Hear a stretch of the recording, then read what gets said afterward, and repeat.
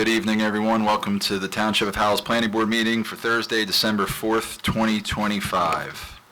Opening statement, please. I hereby declare this meeting of the Howell Township Planning Board to be open, adequate notice having been given pursuant to the New Jersey Open Public Meeting Act in the following manner. First, on January 3rd, 2025, a copy of said notice was emailed to the Asbury Park Press and the Star Ledger. Second, on January 3rd, 2025, a copy of said notice was hand-delivered to the clerk of the Township of Howell. Third, on January 3rd, 2025, said notice was posted in the office of the Planning Board and on the bulletin board in the Howell Township Municipal Building, 4567 Route 9, Howell Township, New Jersey. In accordance with the Fire Prevention Code and for your safety, please be advised that this facility is designed with 2 emergency exits at the front and rear of the meeting room. Furthermore, smoking is not permitted in the municipal building. Please take note that this meeting is being videotaped for possible future broadcast on Howell Township TV 77. Thank you. Thank you. Roll call, please. Mr. Beto? Here. Mr. Greenfield? Here. Mr. Carbonic is excused. Mr. McNicholas? Here. Mr. Mercer? Here. Mr. Tannenhouse is running late. Councilman Nadell? Here. I think Mayor Leggio is excused. Mr. Friedman? Here. Mr. Wetko? Here. Chairman Huzzer? Here. You have a quorum. Thank you. I've been thinking about this all week, and it's a hard thing to do, to discuss the passing of our longtime planning board attorney, Ron Cucchiaro. It's not, knowing him so well, and I've only known him for 10, 11 years, and I know people in this room knew him a lot longer. He wouldn't want this drawn out. He would like it short and sweet, but he was a great guy, did a lot for me, did a lot for this township. I just remember conversations where we would start about planning board and then end up talking about volcanoes or, just weird stuff. And the one thing about Ron, which I cherished, is he spoke to you like a human being. I see that a lot with, doctors, dentists, attorneys. They have this mantra of where they speak to you in a certain tone, and Ron was never like that. He was a great guy, a husband, a father, and he'll be missed. I will, give people, I know the professionals here have known Ron, knew Ron a lot longer than I have. If they want to take a couple seconds to say anything, if not, that is completely fine too, but I just wanted to say he will be missed in this township. Yeah, okay, Laura. Well, I'll just say, I love Ron. I was able to work with him for my entire career. I like to say he taught me how to be an attorney, only I'm not actually an attorney. He will be missed. I think he's the best land use attorney I work with. His ability to cite case law was something, you don't see every day. So he will be sorely missed. And as I've actually started issuing my reports, and, I will say everybody be patient with me because I'm just not ready yet to take his name off. Yeah, understood. So, but I appreciate the ability to speak because he was a great friend and a great attorney. Thank you. All right, so at this time, would everybody please rise for Pledge of Allegiance and a moment of silence for Ron and his family. Keep them in your prayers in this holiday season. I pledge allegiance to the flag of the United States of America, to the republic which stands, one nation, under God, indivisible, with liberty and justice for all.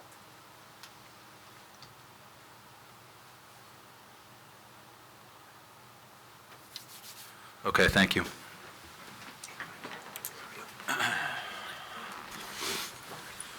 Let the record reflect Mr. Brian Tannenhouse has graced us with his presence. Brian, good evening. Okay, on to correspondence.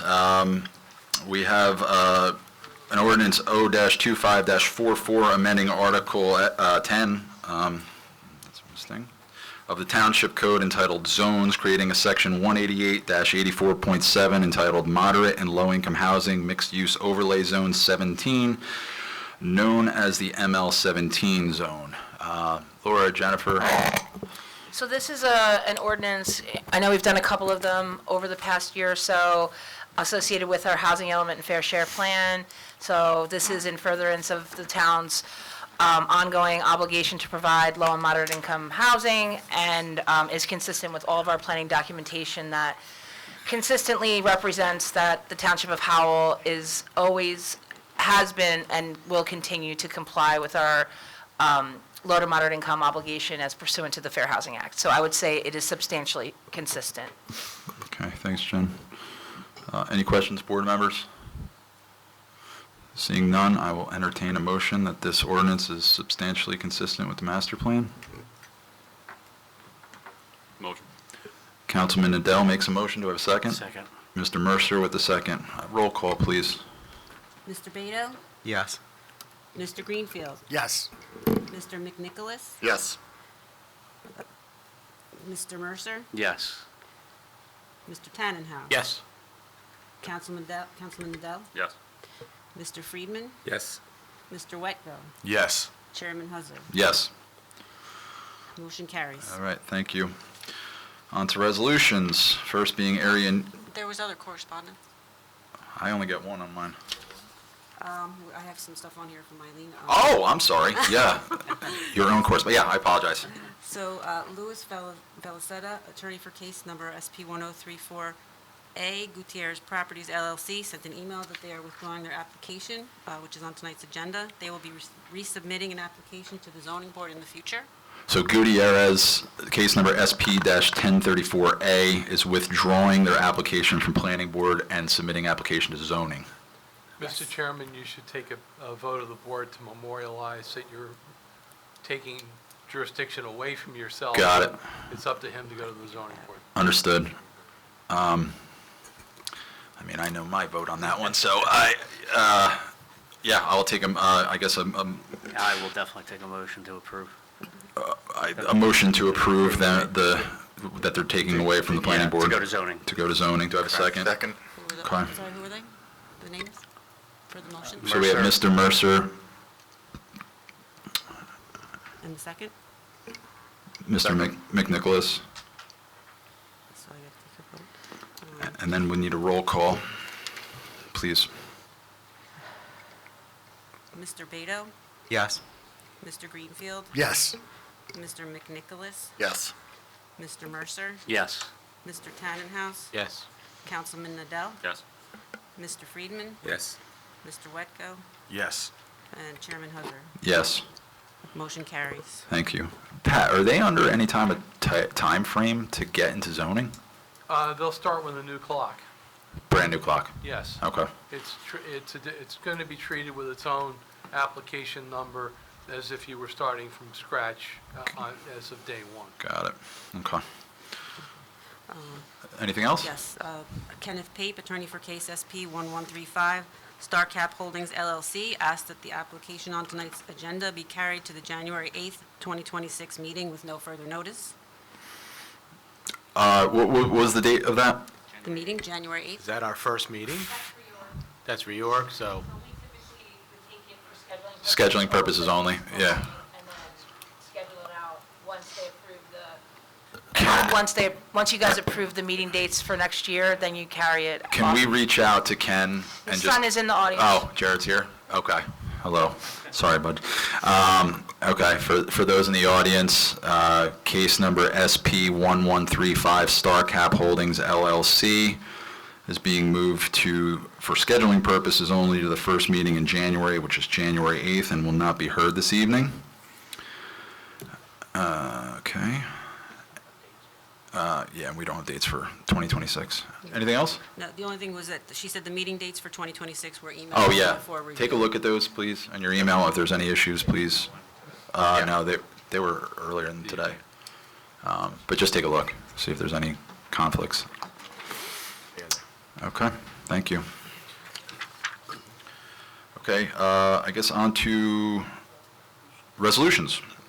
First being area in need of redevelopment study. Eligible voters, Mr. Beto, Mr. McNicholas, Mr. Mercer, Councilman Nadell, Mr. Friedman, Mr. Wetko, and myself. Do I have a motion?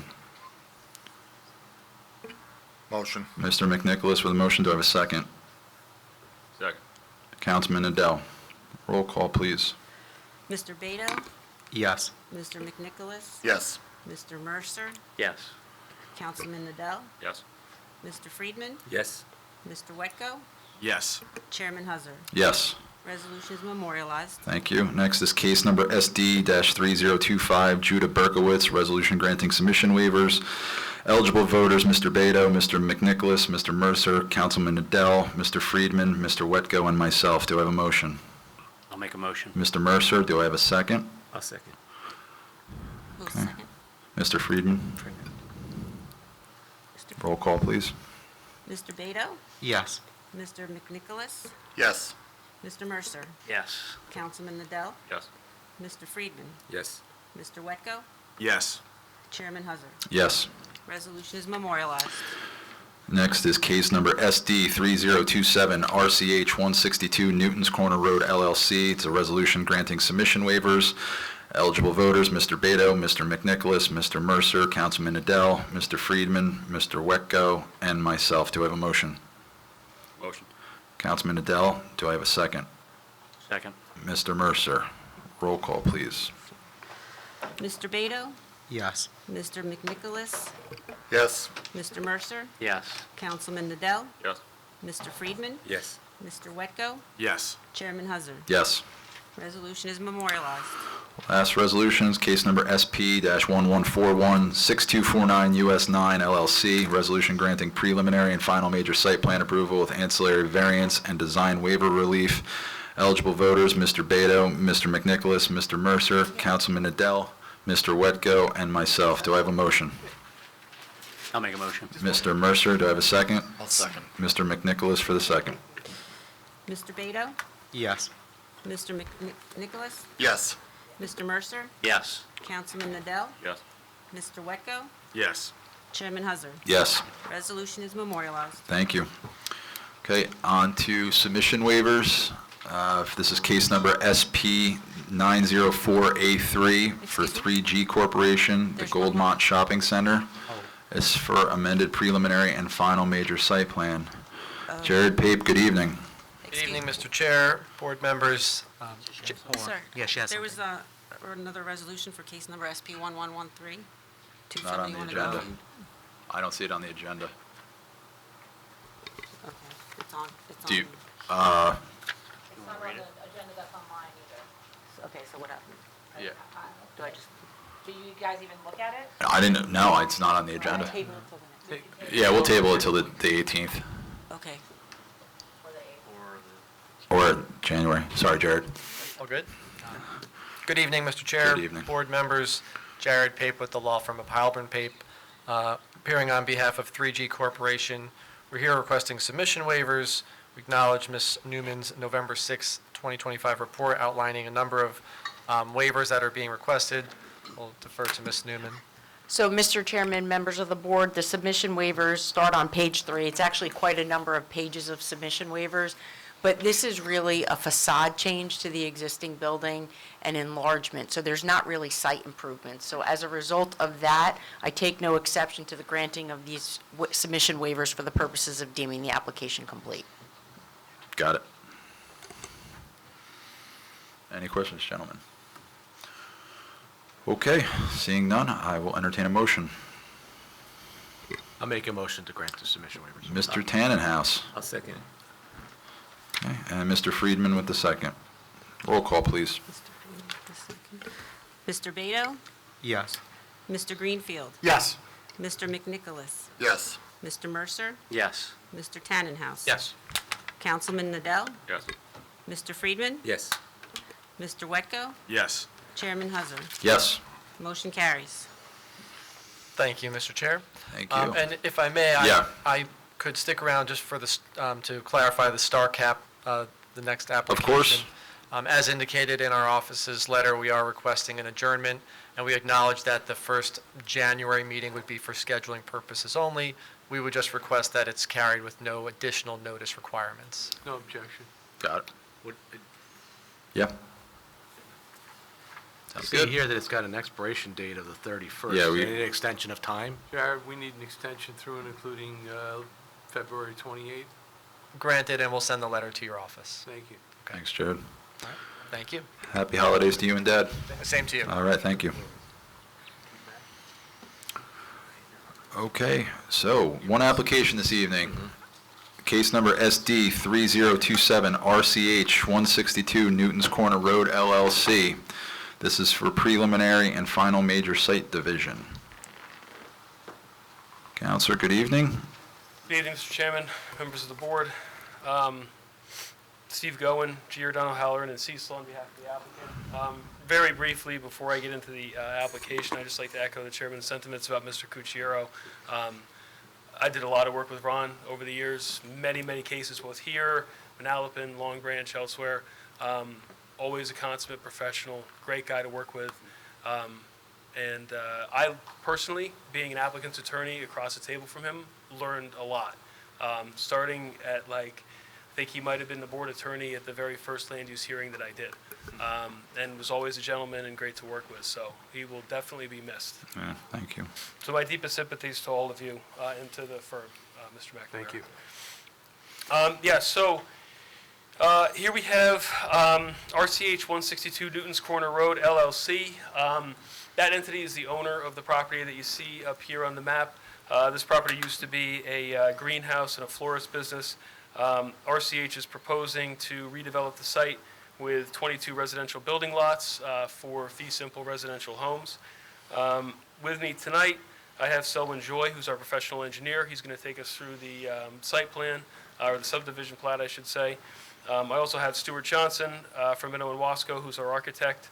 And the principal, Jeff Garfinkel, principal of RCH, is also here.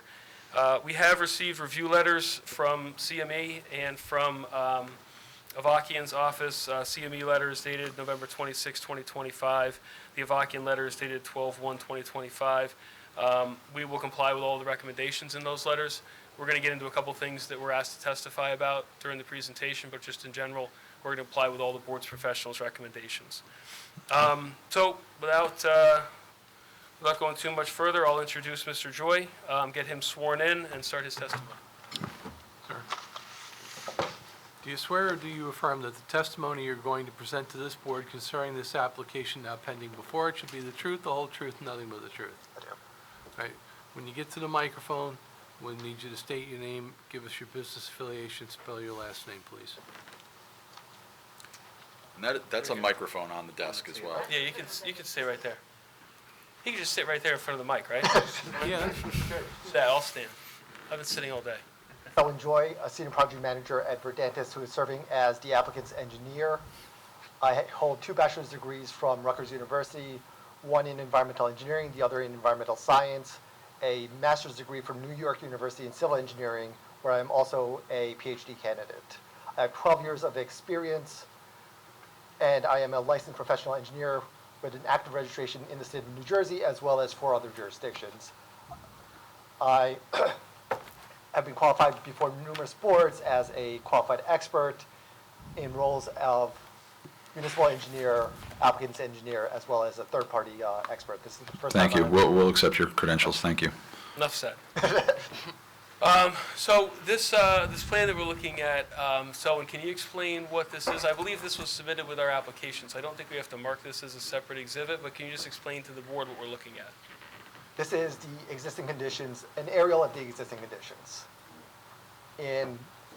So on this aerial, we're showing that there are 2 parcels, totaling 9.7 acres.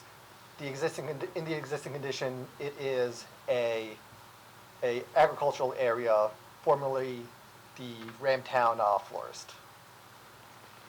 Adjacent to the lots, there are houses that are consistent with the R25 zoning district. To the east of Newton's Corner Road, there are residential units with areas between 8,000 and 18,000 square feet, with the exception of within Desiree's Court. On the other side of Newton's Corner Road, there is the Ramtown Plaza, as well as the Manasquan Bank. Do you want to move on to your site plan? Yes. So this one, I think we will mark, Mr. McNamara, as Exhibit A1. And why don't you just explain to the board what we're looking at here, so. So what's proposed is 22 residential lots. Let's identify the plan first for the record. It is the architectural site plan, and I believe we're marking it as a, A1. so there are 22 residential lots. Our architect will speak more to the architectural design and compliance with the local ordinance. Along the edge of the property, there is a 50-foot buffer which contains 88 shade trees, which are spaced about 20 to 25 feet apart from each other, as well as 381 evergreen trees that are spaced 10 to 20 feet apart from each other.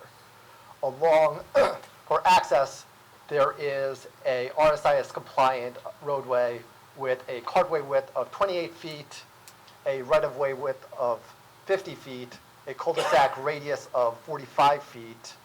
On both sides of the roadway, there is a sidewalk with a width of 4 feet. In term, and yeah.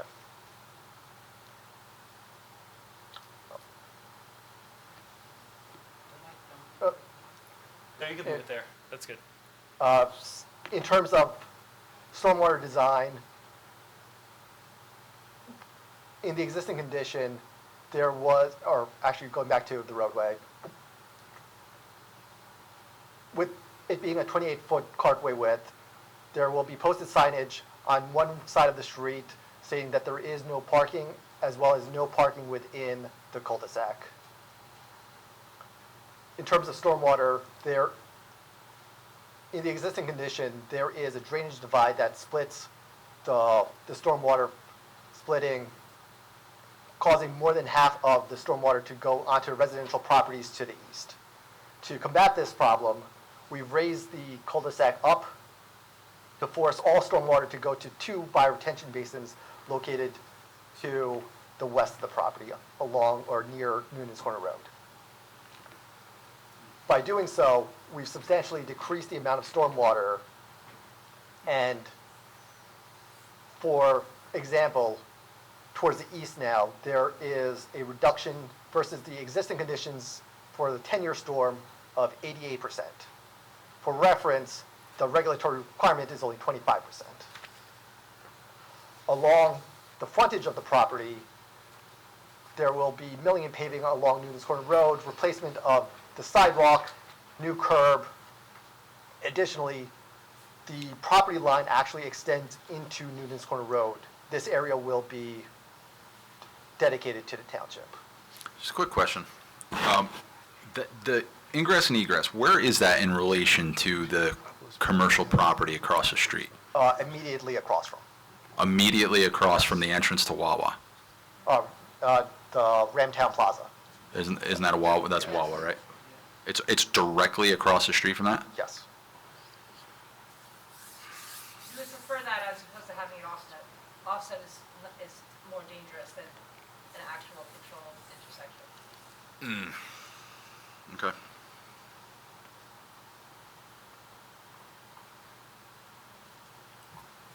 That's all. Thank you.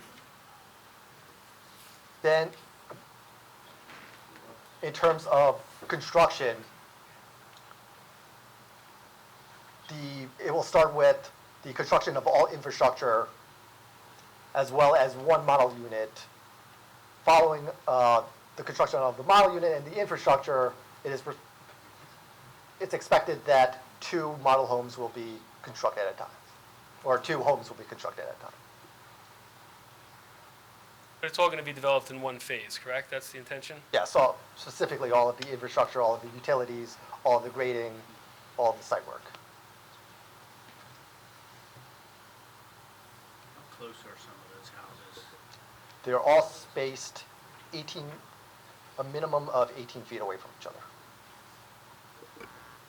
other. Real quick, you said that the radius was 45 feet on the cul-de-sac? Yes. Okay, it's in the fire report, and according to the code, it's a 96-foot diameter, and that would only be a 90-foot diameter, so is that a little small on that, or? So what ends up happening is they're governed by the RSIS, the Residential Site Improvement Standards. It's not an uncommon comment for us to see that from our fire bureau, but that's what they're obligated to comply with. Okay. They're obligated to comply with the 96? No, the Or- Residential Site Improvement Standards, Okay, so that's good to the 45 radius. correct. Okay, just one, thank you. And with that, we did run truck turning templates for the Ramtown Fire Company's apparatus, and we were able to show that both fire trucks that they use for first calls are able to turn around through the whole development without any stopping, any reversing, anything. Okay, but just try not to limit also to the future also, because there is going to be, at some point, some new apparatus coming in also.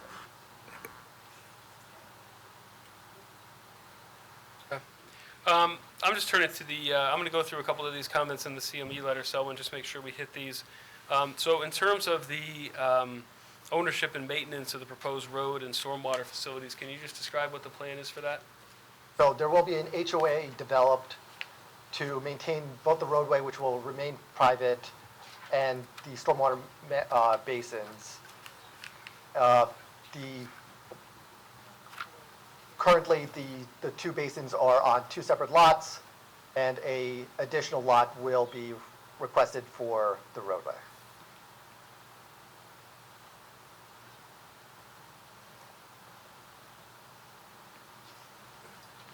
Okay, good. So just to be clear, because I know that question had come up, that all of the road and all the stormwater management facilities are going to be private, be maintained by the HOA. Obviously, this association or this development is going to be governed by an HOA. We'll have to prepare HOA docs and submit them to the board's attorney to make sure we capture any conditions of the resolution, that kind of thing. So we would agree to that as a condition of any approval. So Selwyn, any fences, retaining walls, decks, patios, or accessory structures proposed for all of the individual lots? No. In our stormwater design, we've accounted for an additional 800 square feet to account for future development. So if any resident wanted to put in a pool or a shed, that area is already accounted for without them having to do a redesign for stormwater management. But at this moment, there is nothing proposed beyond what is shown on that. What percentage of lot coverage would that be? It would vary depending on the lot because it was a flat rate of 800 square feet per lot. We're going to need a percentage. Yes, I believe it was on the plan, but if it's not, we will. So just so the board is aware why that's important, is this zone doesn't have a maximum impervious coverage. And so I believe the board should impose, which is why we asked, what is that number? Because I think the board, if the board were to act favorably, needs to impose a limitation. Like 30%, is that like a Correct. good range? Laura, so let me get this straight. By doing that, right, does that say That's a certain amount of people can put in pools, decks, patios, and a certain amount can't? So you have No. restrictions on your development? If you put a cap on that, right, Per lot. per lot? Per lot. That's Per what lot. it's in everything. Okay. It's a per lot calculation. It's So- not a per No. site? Per lot. So Ooh. if it's like, let's say the. Per lot so percentage. impervious coverage is like, whatever, 50%. It's 50% of each of the lots, and I'm just making that. No, up. I get it, don't know yeah. what the number is.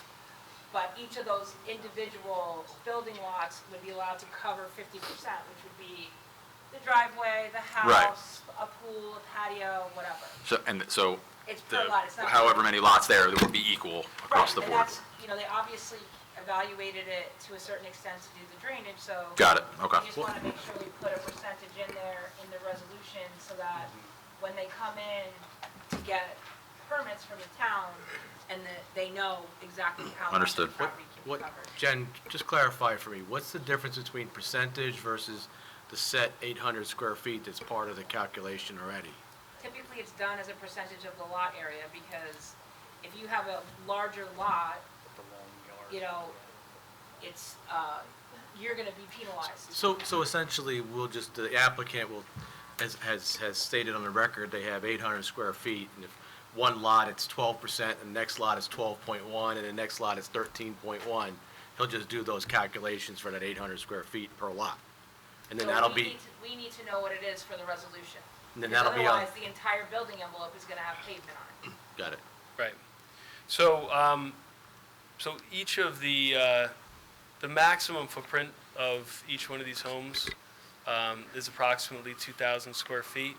As Mr. Joy just said, you know, up to an additional 800 feet of impervious coverage for patios and that kind of thing.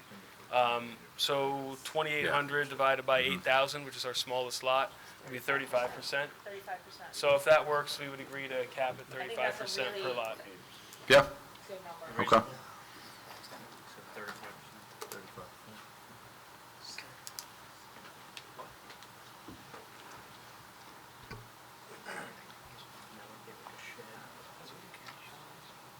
Nick, I just have a question on that. Yeah, Councilman. What are the different sizes of lots? 8,000 is smaller. It goes from 8,000 to 43,000. So- 43,000, is that your basin lot?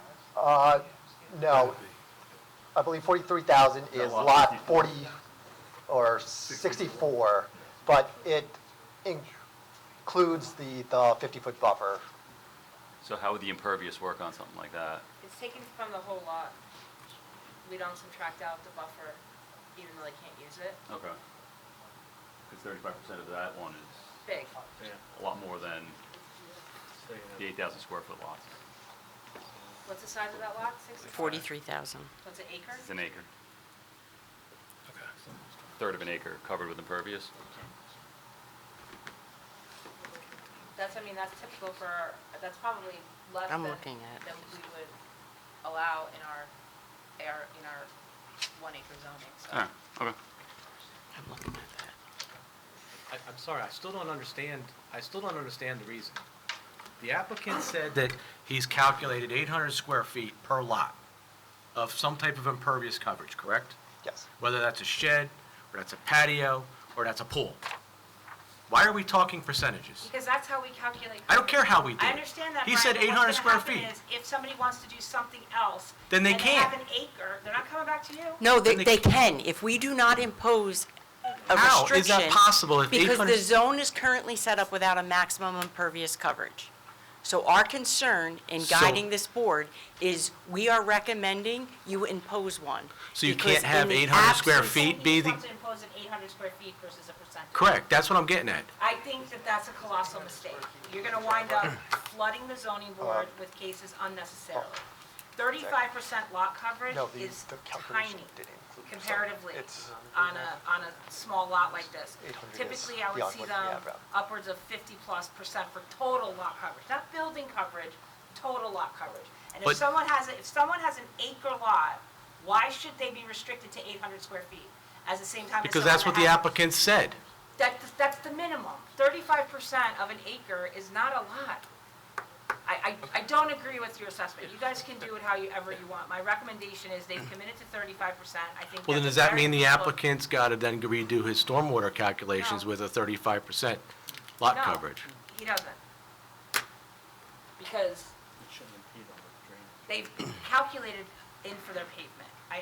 I think we're making this into more than it needs to be. I've always done it. I agree. I think 35% is a nice number.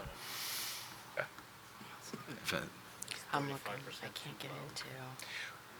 Well, here's the only thing, so I think that, I think we were talking about the 35%, I'm not sure we were also including the driveway, which we'd want to include in that impervious coverage number, I would think, right? Yes. I know. Just saying. Do we make it 40 to make sure we can have our driveways? That's 37.5? 3,200 per lot. But at least that won't have we won't have the problem that you're talking about having everybody come into the zoning board for a coverage variance. And that would accommodate the largest potential home footprint, including decks and everything like that, with the driveway.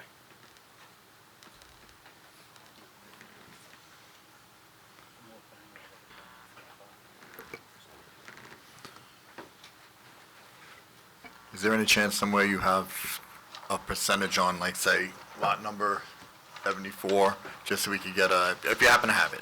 I'm saying, to clear things up real quick, if you give us a number on the smallest lot, that would be the, Yeah, we have that. We're that's pulling what, that would be affected the most, you know? Yep. Just give us 1 second. So at the moment, lot 57 has a percentage of 50, or 37.4%. What is it? 37.4%. Right, so that's That's why. 37.4 with nothing done. So saying 35 wouldn't work. Right, that's why I just said So, 40. I Because we don't need to even think- accommodate for the driveway as I well. don't even think 40 would work. Well, I mean, are we sure 40 is gonna work? I don't think 40 is gonna I mean, the work. driveways look like they vary in size anyway. Yeah. Like lot 53, the driveway. Because lot 64 is not gonna be affected by this. The smaller lots are the one that are gonna be, really cramped and 37.4. cutting the numbers. 69 looks like it has a longer driveway. No, we're good with 40. Good with 40? Brian? You got anything? I think all of it is stupid. I think that if you get a 1 acre lot, you get 40%. 40% of 44,000 is almost 18,000 square feet What's your point? that they can pave. But these aren't 1 acre lots, though. All I thought you said that- Only one of them is one. No, one of they're them. eight, they're One of them. 8,000 square foot lots. I heard 44,000. Just one lot. Correct. One of them is 44,000. Yeah, but the that one also lot, the one lot includes that's the buffer. 44,000 is Guys, one at the a time, stormwater. please. Correct. So which is the one lot that's 1 acre? Lot 64? I think you're gonna have to convince me that, let's say that 1 acre lot, let's just take it for instance, keep the math simple, right? It's 44,000, 40%, let's just say it's around 18,000 square feet. If I take 18,000 square feet and I pave it, does that affect your stormwater calculations and your runoff in any way, shape, or form? So if the future homeowner wants to pave to 18,000 or an additional 18,000 square feet or beyond what is there, then they will need to design for stormwater management. Right. But if I could, so we don't typically see that on any of our subdivisions, right? Any of our traditional subdivisions that come in where there is this maximum, it's the same on any other subdivision. Future Okay. homeowners come in, they want to build a pool, they want to build a deck. I hear what you're saying about the 144,000 square foot lot and that one's specific. I mean, maybe that lot coverage needs to be 30% because. That's what I was getting at, is. And maybe it's just that lot and the balance of the lots considered 40. My main concern to the board is, I just want to make sure you set a standard, because what I don't want to have happen is have none and Yep. then have too much impervious. Yep. But to your point about stormwater, they based it upon an additional 800 square foot, which is Right. more than most subdivisions when they come in, to be perfectly You honest know, with you. I get that. So the next question I have is, okay, you raised up the back of the site and you made testimony that you're improving the stormwater that's presently running towards the residents in the back. Are we doing that because there's presently any issues? Is it being done as a good neighbor, or is there known existing issues? And Brian, I don't know if that's a question for you from the town standpoint. There is issues down the road. Not Pine Acre. Redbud, I think, over that area, there is issues with water. Flooding out. It's a low-lying area. Yeah, we had an issue with the last storm a couple of years ago. We had to go out there and redo all the pipes. Not Reason- Howell, but a contractor, Right, because it and all flooded out. So I was just, if you can roll with my thought process here for a second, right? If they're redirecting all this water away from the present existing residences, if they're doing it because there is an existing issue and they're trying to solve that issue, and then we're allowing all this additional pervious coverage by adding these percentages of lot coverage, are we then going to lose that advantage that they're building into this design because a future resident is going to put a bunch of pavers in their backyard, and we're going to be back to stormwater issues for residents? That's what was ultimately trying to get to. So any future resident, if they add that much impervious coverage onto their lot, they would be bound by the stormwater management regulations. And by But is it your experience that an 8,000 square foot lot, the improvements a homeowner's going to put in are going to trigger stormwater regs? No. Well, No, so that's the real answer. Right, and what's the trigger, like, who knows to even look into that? Well, that's, when you submit a permit, right, it goes through your land use and your engineering department. So that's who's going to review it. What I'm going to tell you is, I don't think any rear yard development on these lots is going to trigger the need for additional stormwater. So you've heard that they've taken it into account an additional 800 square foot per lot. That's more than we're used to seeing, but again, that's what they've done. Got it. If I can, I don't want to drag that out too much, but the example that you gave, that was at 37.5%. Right. Could you give me the quick numbers on it? That, what would 2.5% more of that, because they would reach their 40% limit a lot quicker than, So that is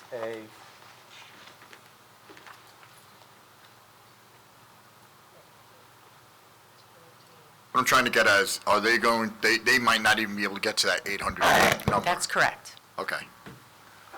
I was just trying to get the numbers on that. so it would be 212 square feet.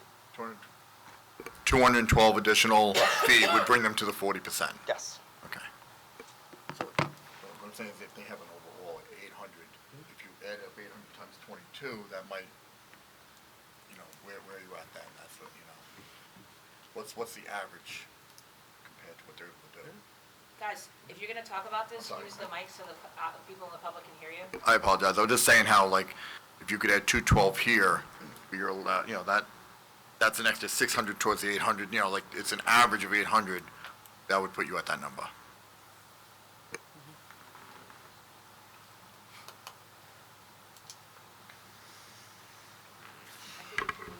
Okay. So we talked about the stormwater design. Laura, anything else on the stormwater design from your letter? Any other questions about that? We had asked about how stormwater from each roof will be collected and if dry wells would be included. At the moment, we do not incorporate any dry wells. All stormwater was designed to be either sent onto splash blocks and then sent onto the roadway or flow towards naturally on the grass. And we were able to achieve our reductions using that methodology. You did your geotech investigation out there already? Did you do any geotech work out there? We did 2 geotechnical borings in each basin, as well as during our environmental investigation, we did deep monitoring wells, What's the depth of the groundwater out there? 32 feet, 32 feet. yes. Static groundwater in that area is 32 feet. Good. I find it hard to believe, but okay. I think it'd be higher than that. Okay. How many wells did you put in? We put in, I believe, 4, Permanent monitoring wells, just 10 points? 10 points. I don't know about that. Okay. We talked about the grading with respect to the eastern and southern property line. So any other questions with respect to that? I think we've gone over that. Talked about H. I'm sorry, stormwater, each lot's going to have a rain garden? No. No, okay.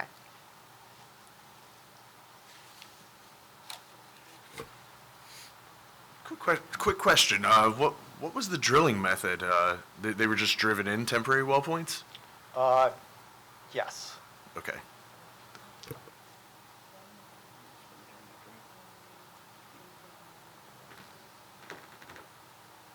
And what about your slopes? So just while we're on stormwater, because it kind of goes towards why my office wanted some level of drywall or connection of runoff.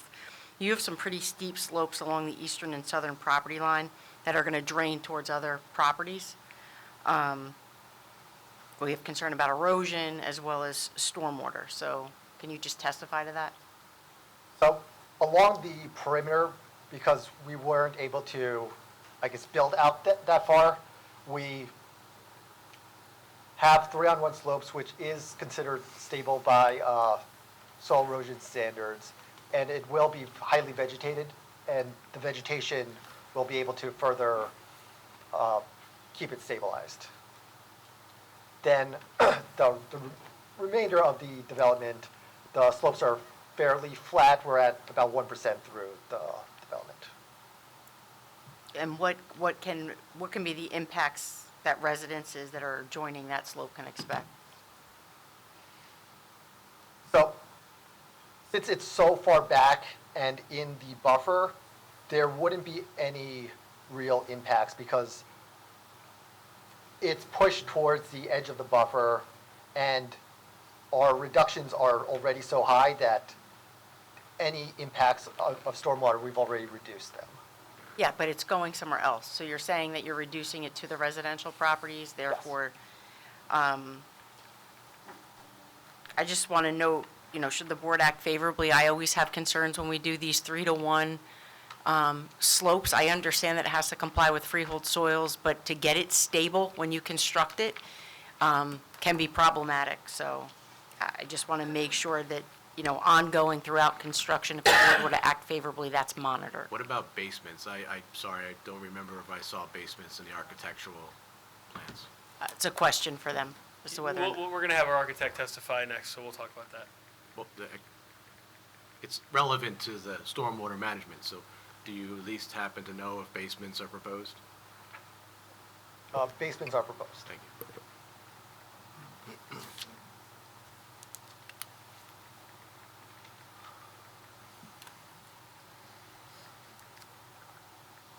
So maybe we could talk about the need for any off-site improvements or improvements along the street here, along Newton's Corner Road. So in front of the property, Newton's Corner Road will be milled and paved. There will be new sidewalk, new curb, and yeah, that's. Okay.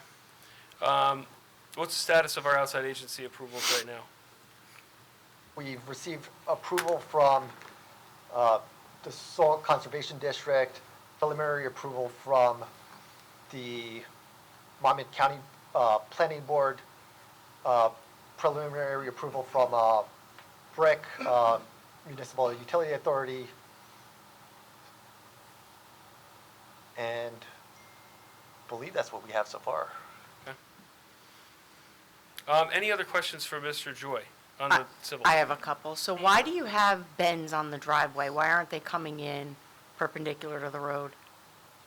So the first, I believe, 10 feet of every driveway is fully perpendicular to road. And then from there, it turns to be perpendicular to the house. And you feel like that is a desirable orientation? So since the driveways are perpendicular to the road on the outset, we believe that it is still safe and it's fully functional. Then to get to the house, we wanted that piece to be perpendicular. I think people are going to be running all over their grass, having had a driveway that did that, but we don't, it's not like our ordinance has a specific standard. Can you talk a little bit about tree removal and the grading within the buffer? We do propose the removal of, I believe, just over 200 trees, which is why we are replacing with 489, I believe. And what about the grading within the buffer? So we have very specific requirements. That's technically triggering a variance. So what is the reason for the grading within the buffer? The grading in the buffer was caused because, going back to the original stormwater management point of how stormwater is sent to the neighboring properties, to be able to lift up and send everything towards the basins near Noonan's Corner Road, we had to lift up the cul-de-sac. By doing so, we had to now grade up to this point and to reach back down because there was a huge drainage divide.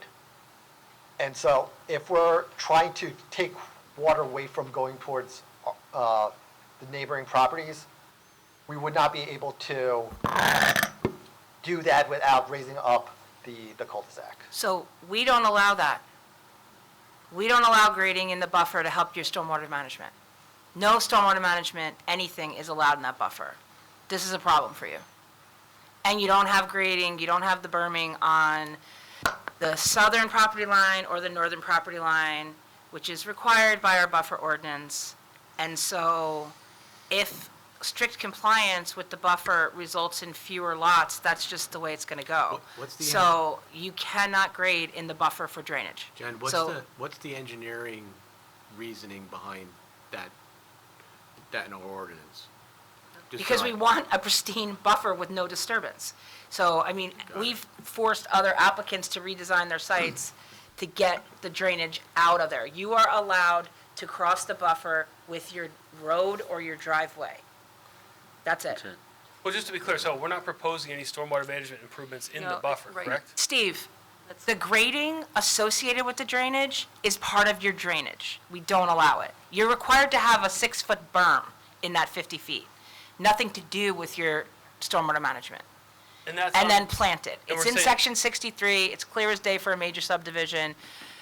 No stormwater management in the buffer. So, and the grading takes out all the trees that are there. That's on the east side? Which side of the site are we talking about? Wherever it's being Well, raised, down by the right? cul-de-sac, Hmm? there's a lot of existing trees along there. See all the trees, yeah, that whole length. So the trees are coming out just. with Shari out in the field, right? No. Yeah, that probably is something you. So a question, as far as you're saying you're raising east, right? So that the drainage goes west, are you hauling in material to raise it? Or are you going to use, just redistribute?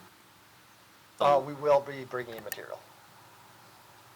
And that's where the disturbance comes into play, correct? Yes. Jen?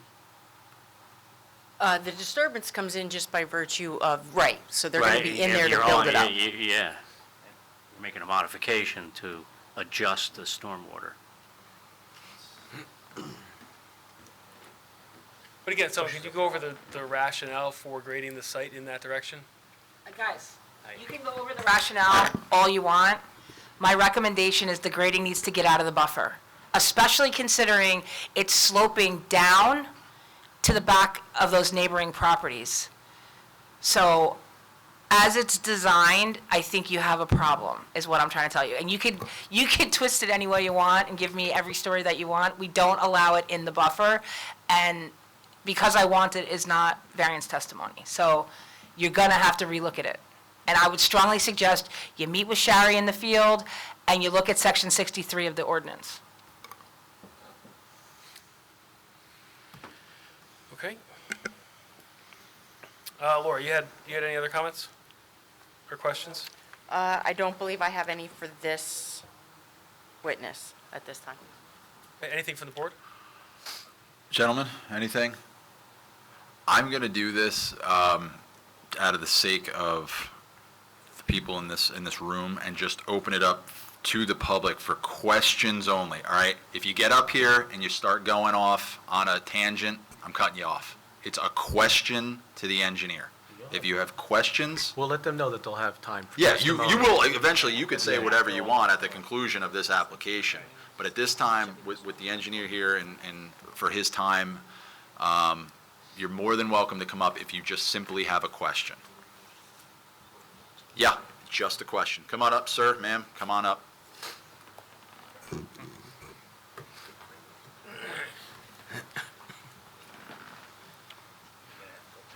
Would you kindly state your name and your address, please? And you can move that down for you.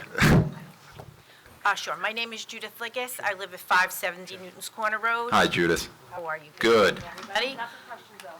Okay. Questions only. Yeah. Yep. So did anybody do a traffic study? I didn't hear any. This is feedback just for the traffic- engineer. It's just Okay, based so upon the he testimony. has nothing to do with that? That's- Civil engineer. Okay, so I'm not. Different Nope. witness. Sure. Different. Okay. Yep. All right, so sorry. That No was my problem. question. Okay, thank you. Thank you. We have one more, Steve, right behind you. Behind you. Sir, please state your name and your address. Hi, William O'Boyle, 54 Lorelei Drive. Hi, William, how are you? Good, thank you. Good. Was any engineering looked at for Lorelei Drive, which is the road that's running behind Lot 64, which is currently sinking? No. So, again, would changing of the grade affect the housing that everybody is flooding from and the sewers, which are currently, have just been fixed, are already sinking? We've seen sinkholes in the middle of the street. We're the only street in that entire development that hasn't been paved. So has all of this been looked at as far as what's going to happen by, I heard, raising of the grade or channeling the water somewhere else? I mean, I can have him answer about the grading, but as far as like the paving schedule and an existing public road that you're obviously experiencing problems with, that's a township engineering issue. You should call Justin Yost in the engineering department and raise these issues, but he can address the direct questions regarding the raising of the site and what the impact of that is going to be. And I'm sorry, I just want to, when you had mentioned about the water runoff, are we talking about deviating the water as it currently goes now to a different location? That would be a question he could answer, yeah. Yeah, so in our design, we had water being removed from all of the neighboring properties, so we could send it to the bioretention basins to reduce the quantity and send it into the township. I think that's confusing, though, and here's even what I heard. You're raising the grade, and it sounds even to me like you're diverting drainage areas. So currently, there's a drainage area that flows to the neighboring properties, is that correct? Yes. And that is essentially reduced by, so the area of water that would go there is reduced, and that's why you're proposing to raise the grade? Yes, that is correct. So essentially, water that currently would flow in your direction will not, because it's going to be lifted on this site to stay on the site. Are we aware of the Ramtown Manor area and how it doesn't slope just this way, it slopes that way? The trees across the street are a retaining basin. So, again, I just ask if we've looked at raising the grade behind us doesn't necessarily change raising the grade this way. The water comes from two locations. The entire development, the way it's pitched, is to run into that retention basin, which are the woods right across the street in between. And if you look, it comes from the top and it comes from the back. So changing the grade, I don't know how, maybe you can tell me how it would be possible to pretty much raise the entire neighborhood up to deviate the water. It sounds like you want to go back that way, where the trees are. Mr. Chairman, if I could make a recommendation. Ms. Newman, could you, on your pointer, point out where the proposed basins are going to be for the neighborhood? They're right in front, they're right on Newton's Corner. And it's my understanding from the testimony that you provided that all the water is being proposed to be diverted towards those basins. That's correct. So any water that's towards, guess what, it's lot 64 and 59 that's back there that presently going to the east, right, going into the neighbor's property, will no longer be doing that. It'll actually be moving towards Newton's Corner Road and going into the basin. Okay, thank you. Thank you, that makes sense. Thank you. You're welcome. So currently, to the best of your knowledge, is it impacting eastern and southern properties? Yes. Okay. And so just to the board, that is my understanding of why then there's the grading within the buffer, is to lift the site to redirect it. So that would be, I mean, this isn't their planner. The planner would certainly provide the variance-based testimony, but that's what I'm hearing, is that because they're lifting the site, that's resulting in the grading. It's going to result in the fill in that area, but they're doing that in order to push the water towards Newton's Corner into their basin. I think we're gonna have to hear some testimony about that, especially if it's going into buffers and causing buffer issues. But like you said, that's what they're gonna have to provide to prove that variance need. Because it's going to be a cause and an effect. And are we certain that the elevation on the adjacent properties isn't also pitching back to that area where raising the grade would create kind of a pooling effect for those properties in the back? Yes, because we make it back down to the existing grades, and everything is now sloped towards Newton's Corner Road. So even if it, But for those adjacent property, those properties to the east on Lorelei Ave, I guess, or Lorelei Road, are we certain that those elevations are sloping towards Lorelei? Or are some of those properties sloping towards the back where raising the grade will create some sort of berm and pooling effect for those properties? So what he's saying is because you're lifting the grade, what are the grade levels of those rear yards? Are those rear yards flowing towards your project, or are they flowing towards Lorelei? those, for the most part, are actually flowing towards the west, actually. So it's, So you're going to stop. it's a drainage divide. It goes half to Newton's Corner. It's like a, So then the question is, are you blocking the water by no, doing the grading? because by doing so, we will, even if there are certain properties that are diverted towards our property, it would end up turning into a ditch that runs eventually as a swale if someone is directed towards our So property. your plans have enough detail to show that there's a swale created? We do have the LiDAR topography of all adjacent lots. Also, you did environmental borings, some groundwater temporary well points, geotechnical borings. Did you do any perk tests on the property to? Yes, we did 2 perk tests within each fire retention basin. But those are all the way towards Newton's Corner Road, so Yes. there were no perk tests done towards the east of the property where we're No. raising the grade. Okay.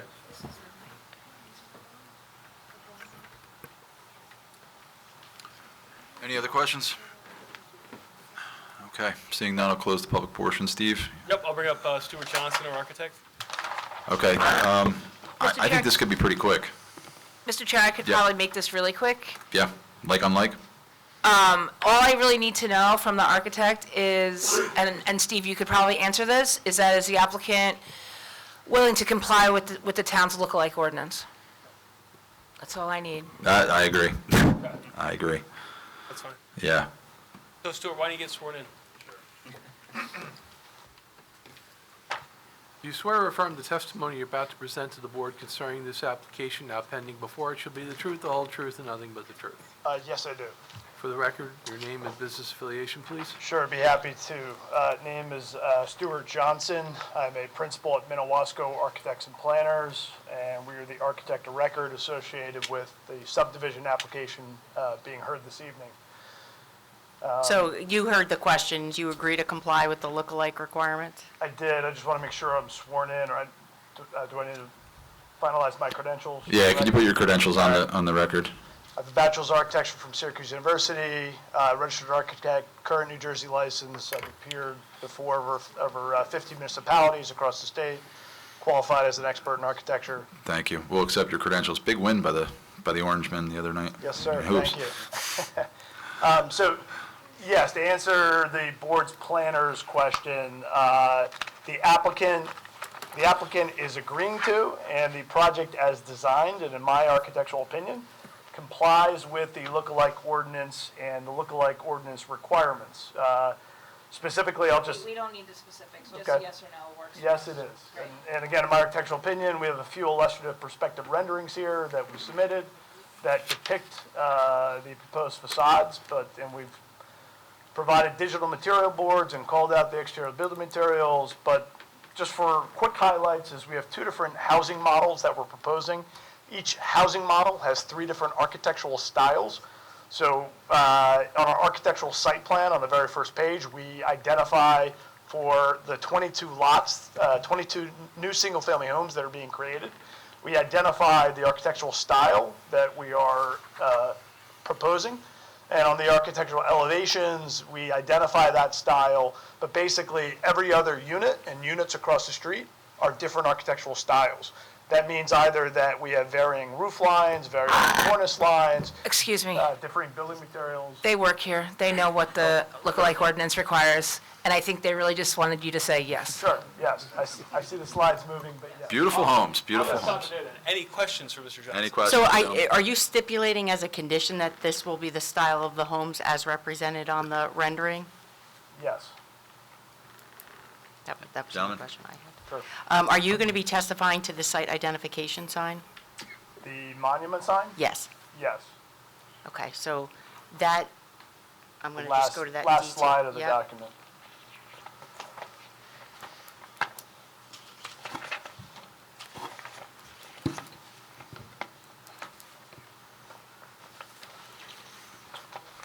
And I guess, I'll just gauge right now, are there any questions from the public for the architect? Okay, seeing none. I think he still has to go through the sign, though. Yeah, of course, of course. Yeah, so if I can orient everyone to the sheet here, we are proposing a monument sign. This is at the entrance to the development. It's typical for a small subdivision or new residential development such as this. That sign, we are proposing a monument sign that's approximately 10 square feet. We're typically, I believe only 4 square feet are permitted, so we're seeking a variance for the size of the sign. We think it's a tastefully designed sign. Now, that sign area, the actual sign itself are raised channel cut letters that are affixed to the sign, right? The overall dimension of that sign, if we calculate that area, is that area. It's being clad in a stone veneer, which is what we're using on the buildings. We have a composite material that we're using that provides for a wood look. We have low landscape lightings that provide uplighting on this, that provide elegant lighting. Again, it provides wayfinding, it provides a sense of arrival. It's typical. We've designed similar in surrounding communities. So I think it's tastefully designed, elegantly designed. We are seeking a variance, but again, I think it's appropriate given the community and what we're proposing, not atypical.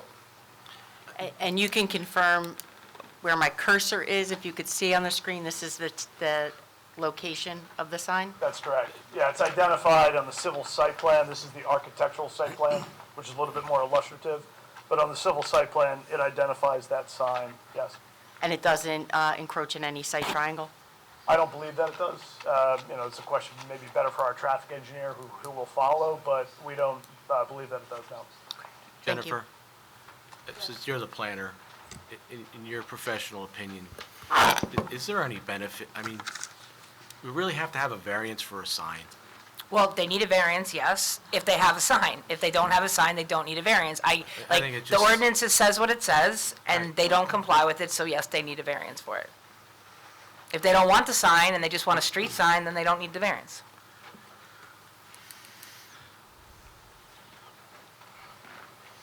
Is there a way that people may get lost trying to find this neighborhood, being it's right across the street from Wawa, that they would need such a big sign to go above on the ordinances? In the day of GPS, I'm thinking probably no. Okay. I only have one question. That for lot 53, the way that it's looking, if it's following your plans, that the back of the house is actually hitting lot 54. It's not going to the setback.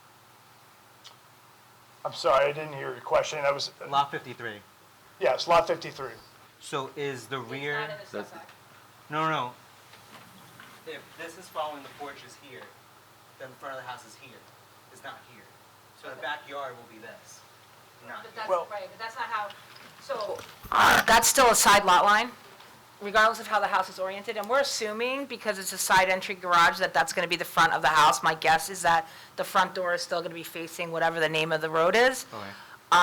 But the way that we calculate front yard, backyard, along the street is the front. Yes. Opposite that is the back. So this may be a little different orientation than the balance, but the backyard is still behind the structure to the south. Because I just don't want it to be like a concern later if they're going to place the house and they're going to say, why is there my backyard none? And the setback would be a little bit. Right, so that they would put the, whatever amenity between the house and the buffer. So one house plan will be different versus Yes. the rest? Yep. Okay. Correct. Yep. Stuart, how many cars can be accommodated in most of these homes? One in the driveway and one in the garage? So each home has a two-car garage, and each driveway would accommodate at least two tandem driveway spaces behind it. Some of the driveways are longer than others, which would allow for additional visitor parking, but each home has at least 4 parking spaces. And the one thing I was going to suggest, the municipal engineer had reached out to me with a comment. They're seeing a lot of people convert garages into was living going there. space. And so his recommendation was the board, if they were to act favorably, impose a condition that these not be allowed to be converted to living space. 100%. Agree. Yeah, we agree with that. Okay, thank you. If we could just go back to the sign for a minute, I just, for the record, we saw the picture on screen, but I want to share the dimensions.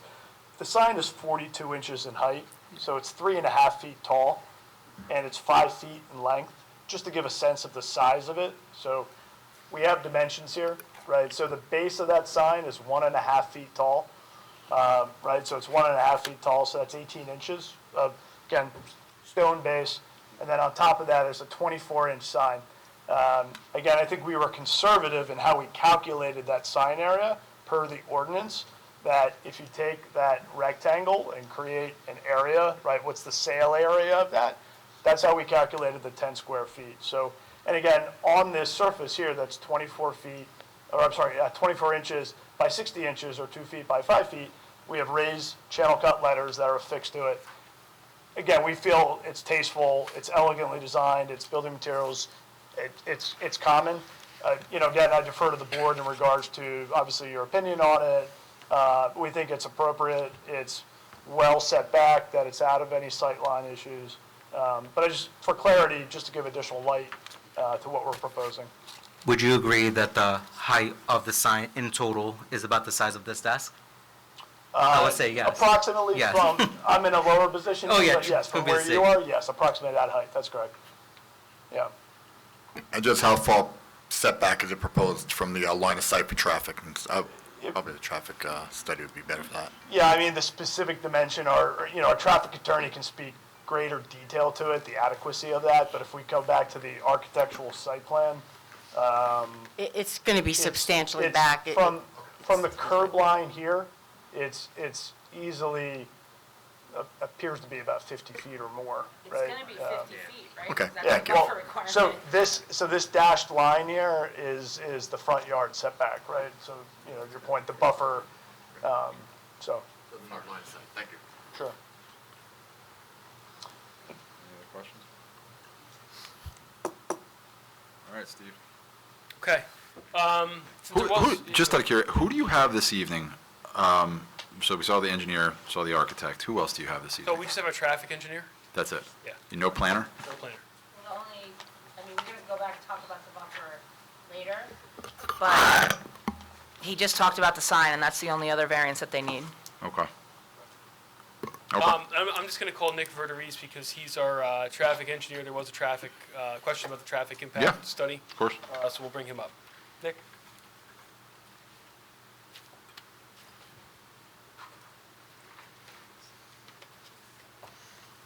Do you swear or affirm the testimony you're about to give to this board concerning the application now pending before it should be the truth, the whole truth, and nothing but the truth? I do. For the record, sir, please state your name and provide your business affiliation. Nicholas Verderisi, Verderese. I'm a principal of Dynamic Traffic. Nick, can you just give the board your qualifications real quick? Yeah, I have a Bachelor of Science degree in Civil Engineering from Rutgers University in 1990. a licensed professional engineer in the state of New Jersey, principal founder of Dynamic Traffic. I've appeared before this board probably half a dozen or so times. Yeah, we'll accept your credentials. Thanks, Nick. You're Okay. welcome. So Nick, you did prepare a traffic study for this application, correct? Yes. And why don't you just talk to the board real quick about the results of that study? There was a question from the audience about it. Sure. So we, as we always would, we look at existing conditions, so we perform some traffic counts along Newton Corner Road and Ramtown Plaza Shopping Center across the street. Then we identified future traffic conditions. Single-family homes are generally low traffic generators, so the site with 22 single-family homes generates around 20 peak hour trips in the morning and evening versus the previous use on the site. If operating, that generated about double the traffic that this site will generate in the peak hours. So, in essence, putting this in and replacing what was there when it was operating is actually a reduction in traffic, but we wanted to make sure the new access operated safely and efficiently, so we did some analysis there. We had good levels of service, acceptable levels of service. We lined up the driveway. I think you saw a previous plan where the new access road was misaligned with the shopping center, and in our latest plan, we've now aligned with the shopping center. That improves on conflicts between turning movements on offset intersections. We meet RSIs, as you heard our engineer speak of, roadway width, centerline radii, cul-de-sac. Just for the record, the residential site improvement standards requires a 40-foot radius. We actually exceed that with a 45, so we brought it more in line with what your fire department's looking for. We're not fully to there. I've worked on other jobs in town where we've done 40 or 45, so I'm comfortable with that.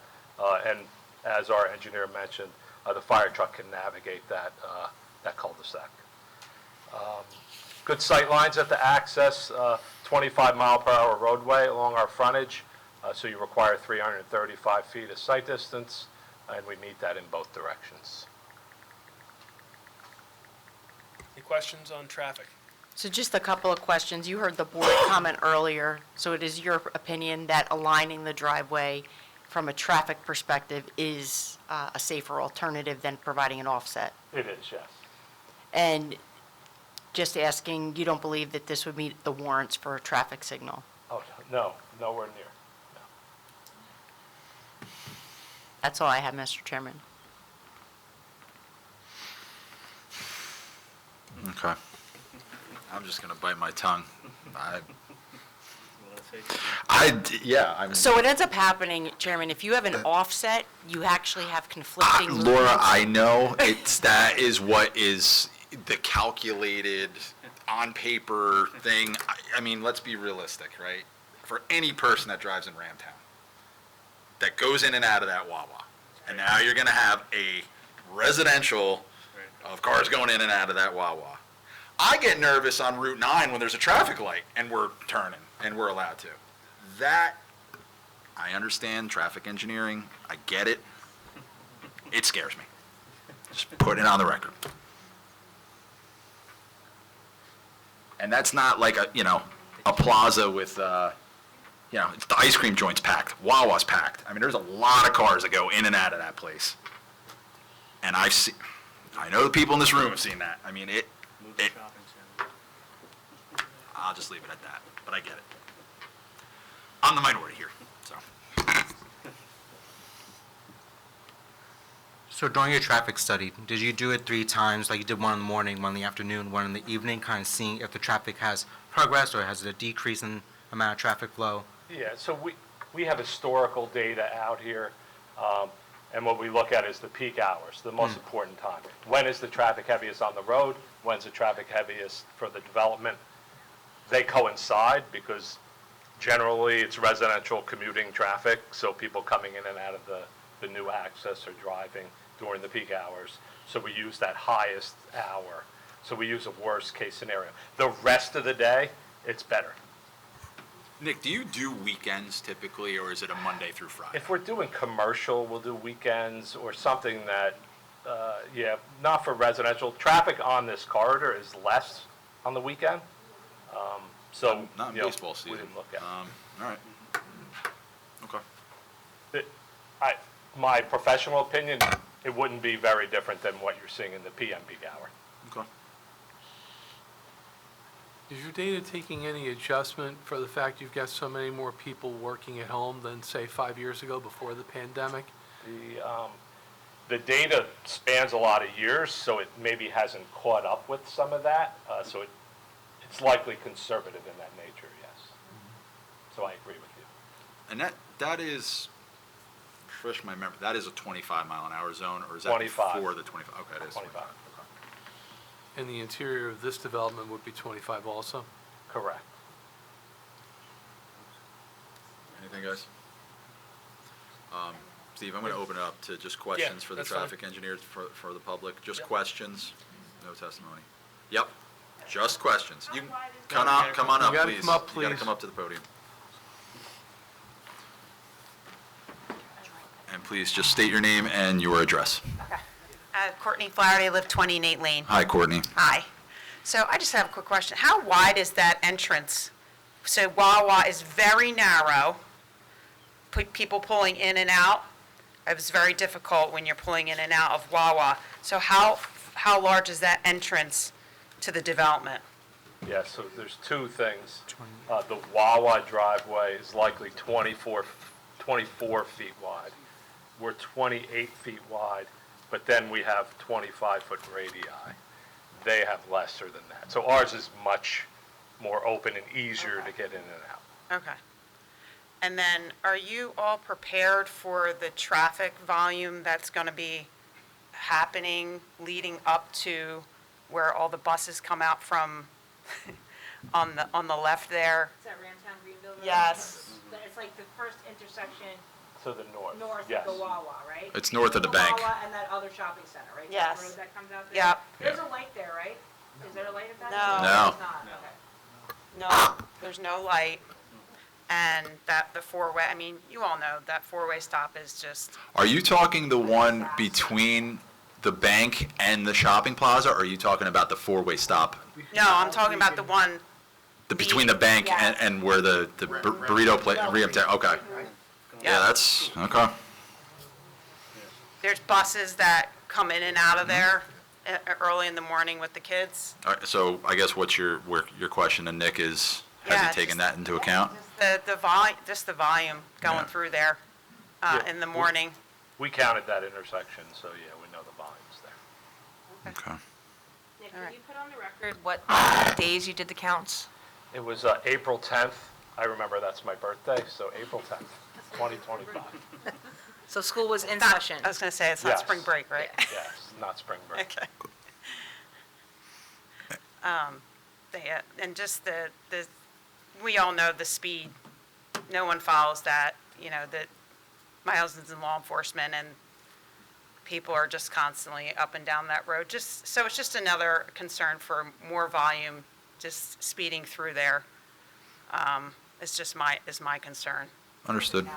Yeah, like I said, this won't be your last chance to speak, so, Okay. if you want, and for all members of the public, we want you guys to come and speak your minds. That's the point of this. We want to hear it. We want the applicant to answer your questions. Yeah. So you will have an opportunity to say whatever you want to say Yeah, once Stephen then is. is the township prepared to maybe do something about the four-way stop? Because the volume is just going to increase. That is just. That's, yeah, County road, we don't have. that's jurisdiction. Monmouth County. Okay. So you'd have to talk to the county. Okay. But, And then leading up to where we just had another accident today, Yeah. going down. Yeah.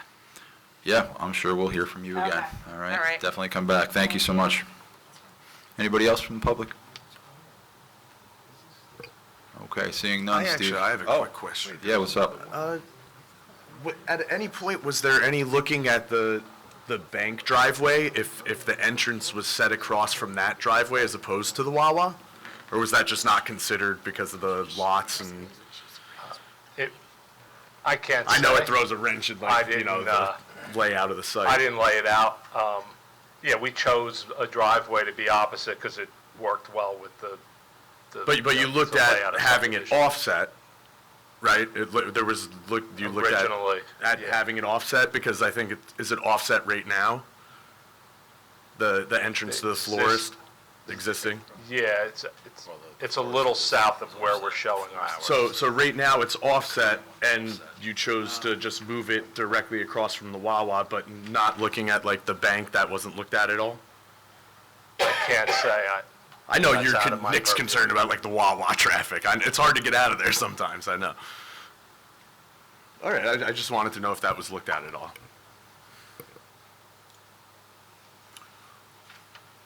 Okay, Steve. I think I'm gonna ask if we can take just a 5-minute break. Yeah, we'll take a 5-minute We're gonna recess. consult Nick, with the thank you. professionals about some of the things we talked about. Of course, yeah. We'll adjourn for 5 minutes. Okay, 8:34, we are back on the record. Counselor? So I think what we want to do is, obviously the major issue that got brought up tonight was this sort of grading in the rear of the property, on the southern portion of the property. What we'd like to do before, asking the board to vote on this is meet at the site with Ms. Newman, Ms. Spiro. Yeah. Maybe do another technical review. We're going to talk about the grading in that portion of the site, and then come back with a plan that, your engineer's happy with. So we'd ask that we pause here, carry it to the next hearing, and we'll come back with some additional testimony. Mr. Chairman, before we close on that, Yeah. would it be appropriate for us to also mention that maybe the applicant should study how the water is affecting the neighbors behind the rear and provide some testimony and how they're improving? Yeah, they're. Yeah, I'll go out in the field, but they're not under an obligation to address an off-site Off-site. issue. What I can make sure is that theirs doesn't have any impact on that, or it's a reduction. That's what I was getting at. Yes. So, because they're asking for variances, right? And they think that part of their testimony next time should be the variances is that it has to provide a public good. Am I correct in that, Counselor? That Yes. when you have a variance, you have to prove a public good. So one of the public's good could be how to redivert water that's presently bothering the neighbors in the back and improving that situation. That would be a positive that the board may or may not look favorably on. That's what I was getting at. So the public doesn't always understand these technical stuff that we talk about, so I wanted to make sure it got on the record and the public knew that that was one of the things that you'd be looking at. Absolutely. Thank you. Okay. So Steve, I guess, with the end of the year coming, right, we'll put you on for scheduling purposes for the reorg meeting, and then I guess we'll have to decide on a meeting thereafter. We'll try and get you on ASAP. Yep, understood. And then, Well, so- we're going to have to, we need time to coordinate a meeting out there. And Yeah, of submit course. revised plans and stuff. Right, that's so, fine. I don't know, I guess, you have to be here for the reorg meeting, right? To give you a date, or to? I'm not doing anything else. Okay, yeah, we could put something in February, okay. Yeah. Now, their application is also. Yes, could we get an extension of time through February? Yes. Okay. Okay. Steve, happy holidays to you and your family. Thanks, everybody. Thank you so Appreciate your much. Mr. Chairman, you need to vote. There's no vote. To what? Vote to carry. Oh, we're voting to carry? Yeah, I think we're good. Jennifer, master plan update? Only that we are still in the middle of mediation for the affordable housing circumstance here. Thankfully, that process is coming to a close, or it has to be done by December 31st. There will definitely be amendments to the housing element and fair share plan that we approved earlier this year. That will probably happen in the first quarter of next year. It will not happen before the end of the year. And so that will definitely happen probably the first quarter of next year. Okay. Any impacts? What? Any impacts? We have a pretty solid plan, and I will say that the town, in this particular instance, was extremely proactive in meeting with prospective developers and formulating a plan, and then additional, ranking those that were not initially selected to add if need be, as opposed to some of my other towns that are kind of flying by the seat of their pants, because this process is moving whether you're ready or not. Like, it has to be done by December 31st. Like, there's no extensions. Even the program judges are asking for extensions, and the court said no. So I think we're really in good shape here. Some of our neighbors, particularly to the south, may have some issues, let's just say. Keep it at that? Yeah. Okay. Gentlemen of the board, we will need to meet in executive session this evening to discuss a matter. That matter will not involve the public. You are not, you will not be hearing of the executive session. This will be in closed quarters with just members of the planning board. And after that time, we will officially adjourn the meeting. So I would ask that members of the planning board go to the back quarters to discuss a matter. We don't need you guys. I mean, we always need you guys, but All right, I believe I have to read the statement, Chairman. I believe I have to read a statement for executive Yes, you session, do. correct? And yeah, this is for members of the public. Thank you for coming, as always. I certainly love it. I know members up here love it. When the case comes back, come back. You know, come back, voice your concerns, voice your opinions, questions. That's the time for it. You know, so I know you probably had more to say, and it wasn't the correct time, but bring it up at the next one when you know the dates are announced for that. But we always encourage the public to come. So thank you very much. All right, and happy holidays to you all. Mr. Thank Chairman, you. if we could have a motion. Do I have a motion to go into executive session? I make a motion. For purposes All of right. attorney-client communication and. We got Mr., I'm going to say Mr. Mercer made the motion, and I'll say Mr. McNicholas did the second. All right. Laura, Sherry, Jen, happy holidays. Thank you. I don't know if the 18th is going to happen, so we'll be in touch.